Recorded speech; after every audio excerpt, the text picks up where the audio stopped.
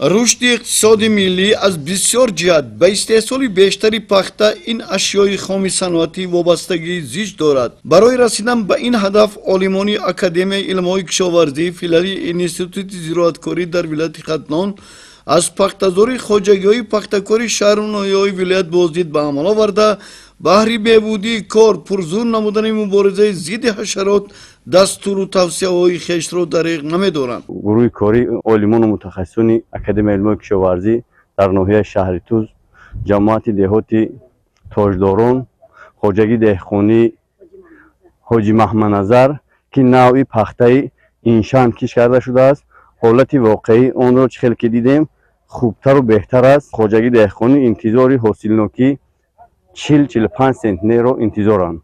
واقعا سالی روان دهقانان اصیل ناحیه شهر توز در میدان 5560 گکتار کشتی پنبه‌دانه گذرانیده به پرورش و نگهبانی پخته‌زار از آغاز تا امروز اهمیت جدی داده ایستادند. از تشریف پیوسته عالمان قناعتمند بوده به سوال و مشکلات جای داشته و راه حل این مشکلات پاسخ‌های مشخص گرفتند. مدت یک چند روز میشه که علمای سویه کشاورزی از اکادمی علم‌های کشاورزی جمهوری تاجیکستان، از دانشگاه اگراری جمهوری تاجیکستان و از فیلیال زراعتکاری ولایت ختلان که امروز به ناحیه شهر توز وارد شده تا که برای پیشروی ساحه کشاورزی خصوصا برای پیشروی ساحه پخته که امروز یک توصیه خوب که برای شونه نریختن، برای آبمانی شبانه، برای حشرات کسلی بسیار یک توصیه که امروز برای خواجگی دهقانی بسیار ضرور هستند.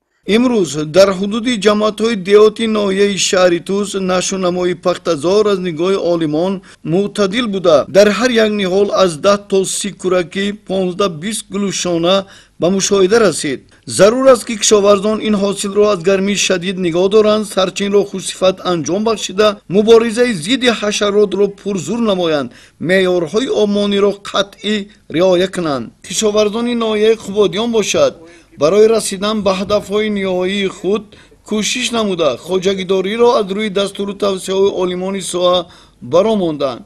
ضمن بازدید از پخته‌زاری خواجگی‌های دهقانی ناحیه خوبادیان عالمان ورزیده ساحه کشاورزی دستور دادند که معیار آبمانی را قطعی رعایت کرده پیش روی گلوشانه پرتویی را گیرند و مبارزه ضد حشرات را قوت بخشند، زیرا امروز در پخته‌زار تورتنک، شیره، کرم غوزه به نظر می رسد.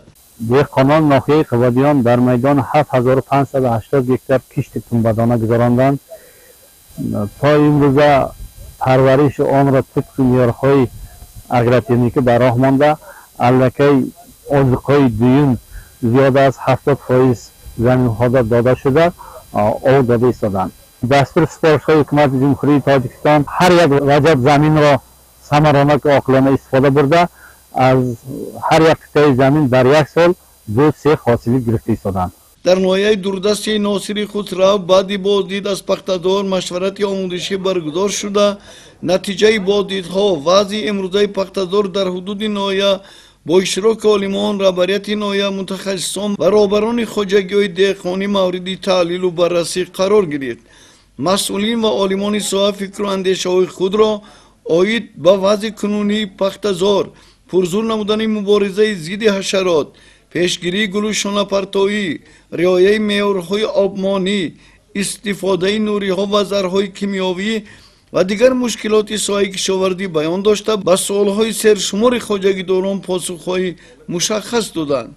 رهبریت ناحیه ناصری خسرو به عالمان نسبت به همکاری ثمره‌بخششان با باوری تاکید داشتند که چنین همایش و خریای مفید من بعد نیز ادامه خواهد یافت.